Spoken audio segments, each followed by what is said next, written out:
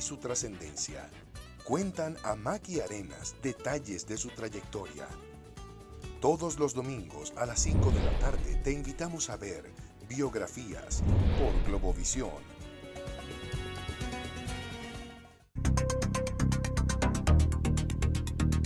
La ciencia avanza a una velocidad sin precedentes.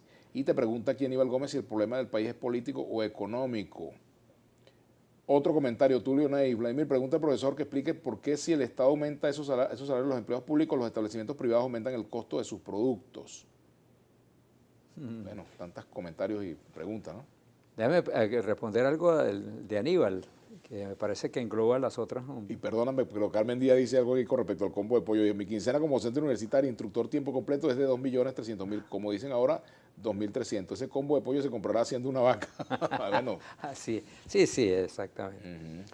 El problema es político o económico. Bueno, es político y es económico. Y es económico y es político. Hay que ver la situación de miseria que vive el país. Nosotros podríamos pasar la tarde hablando de los indicadores que miden la situación de pobreza nacional, el nivel de hacinamiento en Venezuela.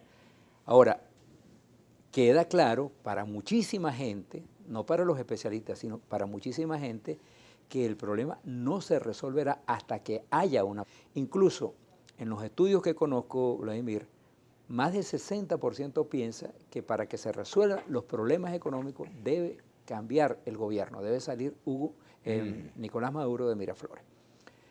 Bueno, esa es la intención, esa es la opinión de la gente. Entonces, el problema es económico y social, pero el centro de gravedad de la crisis nacional, el centro de gravedad es político, porque tenemos un gobierno muy desprestigiado, el nivel de popularidad de Nicolás Maduro apenas frisa el 20%, igual ocurre con su gobierno. La crisis de la oposición también es muy grande, los liderazgos, los distintos liderazgos se han desplomado, tanto de los líderes como de las organizaciones. Muy poca gente se siente atraída por la militancia en alguna de las organizaciones políticas existentes y el peso político que tiene el gobierno y que tiene el Estado en la resolución de la crisis nacional es muy grande. Venezuela no es Italia. En Italia caen los gobiernos así más o menos como caen las piezas del dominó y cambian de gobierno como una persona se cambia la camisa. Y eso no afecta el desarrollo de la economía al norte, por ejemplo, en la zona de Milán. El aparato industrial y la productividad sigue siendo casi la misma o exactamente la misma. Eso no ocurre en Venezuela porque en Venezuela el factor ligado al gobierno y al aparato público es esencial para dinamizar todo. Para dinamizar todo. Y además, en Venezuela durante los últimos 22 años se ha construido una economía muy controlada, hipercontrolada por distintos Bueno, ahora el efecto, entiendo que la ley antibloqueo va en la dirección también de flexibilizar, de desmontar todo esto. De desmontar eso, Y eso es correcto, ¿no?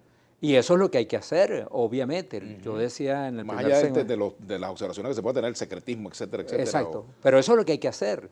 Eso, es decir, eso fue lo que hizo Carlos Andrés Pérez. Pudiéramos decir que el gobierno de Maduro está entrando en la racionalidad económica. Está entrando en la sensatez, en el sentido común y en la racionalidad. Porque para descalificar a las políticas correctas muchas veces se les acuña el concepto de neoliberal y pareciera que lo neoliberal es todo lo que tiene que ver con el sentido común. Oye, tú tienes que tener un mínimo de incentivos económicos, tú tienes que tener presupuestos equilibrados, el gobierno no debe gastar más de lo que le ingresa. Esas son normas que impone el sentido común, eso no tiene nada que ver con el presidente Maduro habló de la izquierda trasnochada. Tú que también vienes de la militancia en la izquierda, en la vieja izquierda venezolana, como vengo yo también, con matices y cosas, ¿no?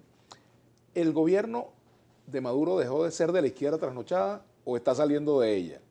O no va a salir de ella, o nunca fue de izquierda trasnochada. Bueno, yo creo que el gobierno de Maduro es una mezcla muy extraña de populismo con piratería, porque una cosa es la improvisación es lo que domina, el presidente Maduro cambia de opinión continuamente, esto que dijo, por ejemplo, con relación al COVID y las gotas milagrosas. Son cosas que reflejan un nivel de improvisación muy grande. Entonces, es un modelo económico que es difícil conceptualizar porque domina la piratería en general. Ahora, déjame decirte una cosa con relación al punto anterior que tocábamos sobre la importancia de la empresa privada. En un estudio que acabo de leer, la institución que aparece con el mayor grado de prestigio son los empresarios. Hoy por primera vez. Hoy por primera aparece con más de tienen 60% de reconocimiento por parte del país. Es la única, porque todas las demás, la que le sigue, que es la Iglesia Católica, tiene 45%. Y de allí para abajo todas las demás, el Consejo Nacional Electoral, las Fuerzas Armadas están muy desprestigiadas y esto debería entenderlo la oficialidad, que cada vez es mayor el grado de deterioro que sufre las Fuerzas Armadas frente al país, frente el grado de prestigio está hundiéndose cada vez de manera más acelerada. Pero dentro de este contexto aparecen los empresarios y aparece un dato interesantísimo, que es un giro en la opinión pública muy significativo, que es que la gente piensa que en el plano económico el peso fundamental debe recaer en la iniciativa particular y en los empresarios privados, que deben ser quienes conduzcan la economía nacional.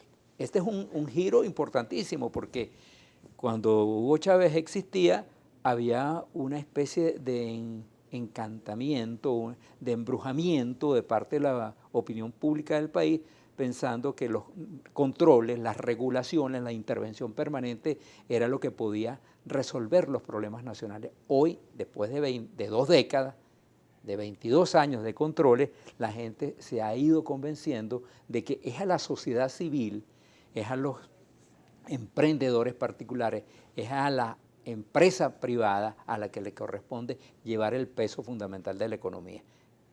Y eso es importantísimo, que lo entienda el gobierno, que lo entiendan los empresarios y que lo entiendan los sindicatos que todavía logran sobrevivir en este ambiente tan...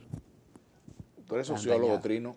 Hay una calma en la sociedad, digamos, habrá protestas aisladas en algunos sitios, pues trabajadores, que si yo en Guayana, un grupo de trabajadores, de repente alguna gente que está protestando por alguna cosa puntual, falta de agua en algún lugar. Pero ¿qué ha pasado con la articulación político-social para hacerse sentir? ¿No? Que ha desaparecido, Vladimir. Ese es probablemente, desde mi punto de vista, ese es el problema fundamental por el cual no se resuelve la crisis política del país. Porque la democracia, a partir del 58, se sostuvo sobre algunos elementos esenciales. Rápidamente te los voy a mencionar. En primer lugar, los partidos políticos, que fueron los partidos políticos más importantes de América Latina, comparados al PRI mexicano. Tuvo un movimiento sindical poderoso, tuvo un movimiento gremial. Aquí los ingenieros, los médicos, los abogados se reunieron y conformaron un tejido y una red extensa que se extendía por todo el país. Teníamos a los maestros organizados, teníamos la industria de la construcción, no solamente con con constructores, sino con un poderoso sector sindical. La Federación de la Construcción era súper poderosa. De Juan Herrera y todos aquellos líderes de aquellos líderes que eran fundamentales. Y la CTV, la Central de Trabajadores de Venezuela, era una central que realmente reflejaba lo que era el nivel de desarrollo laboral en el país. Bueno, todo eso se extinguió. Esa sociedad civil sobre la que se montó la democracia venezolana a partir del año 58 se extinguió. Hoy no hay ni vasos comunicantes ni estructuras sobre los que se apoye la democracia venezolana. Nosotros regresamos, Vladimir, al año 36 cuando murió Gómez. Gómez murió en el año 35. Pero el 36 fue un año de refundación, fíjate tú. Exacto. Pero ¿qué ocurría en el año 35? Que el Estado gomecista se sostenía sobre una sociedad totalmente endeble, desarticulada. No había partidos, no había sindicatos, no había gremios. Todo era un poblado de Venezuela. Estamos regresando 70, 80 años después, 84 años después, a una situación similar. Tenemos un Estado muy poderoso, con unos aparatos de seguridad muy sólidos, tenemos un gobierno empoderado, pero tenemos una sociedad civil languideciendo, porque no hay partido, no hay sindicatos, no hay gremios. El movimiento estudiantil lamentablemente está adormecido, el movimiento campesino no existe, los pequeños y medianos productores no tienen ninguna fuerza real, y lo que queda por allí, lo que va quedando, y ese es el problema desde mi punto de vista fundamental. Lamentablemente se nos ha acabado el tiempo, Trino, de verdad que nos queda mucha tela que cortar, pero volveremos a conversar en este o en otros espacios, ¿no? Así es. Para hablar de todas estas encantado de haber estado contigo. Gracias, y compartir. Trino. De verdad es muy interesante tu planteamiento. Y a ustedes, queridos amigos, bueno, los invitamos para que mañana nos veamos. Mañana es viernes musical en Vladimir a la 1, como todos los viernes. Será hasta mañana. Sigan con la programación de Globovisión.